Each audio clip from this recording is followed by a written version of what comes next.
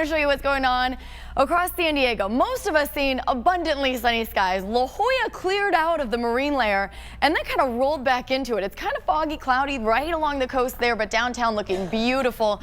We're going to continue to push those clouds on out over the ocean as we head into the afternoon. Look at these temperatures though. Poway, Escondido, Vista all in the mid 70s. Chula Vista and IB 71 degrees right now, 8 to 9 degrees warmer than yesterday. Our valley area is about 4 degrees warmer. So today is going to be the warmest day of the week. Highs topping out about 5 to 12 degrees above average.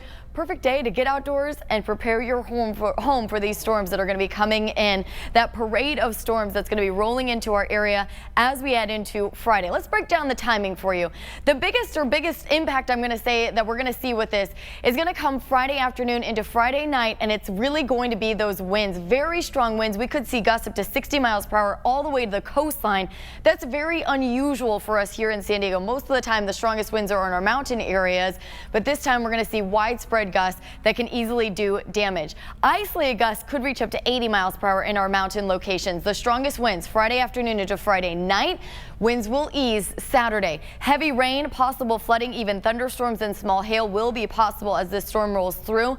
The peak rain for us here in San Diego, we're talking about Friday night into Saturday morning, and then showery in nature as we head into Saturday through the day. Scattered showers, locally heavy but generally light to moderate, and then morning showers on Sunday. We're drying out as we head into Sunday. Inland neighborhoods were in the 70s and near 80 degrees today, and then 50s and 60s this weekend. And the mountains and the deserts will also be quite cool. Mainly a rain event. We could see some rain or some snow over Palomar and Mount Laguna.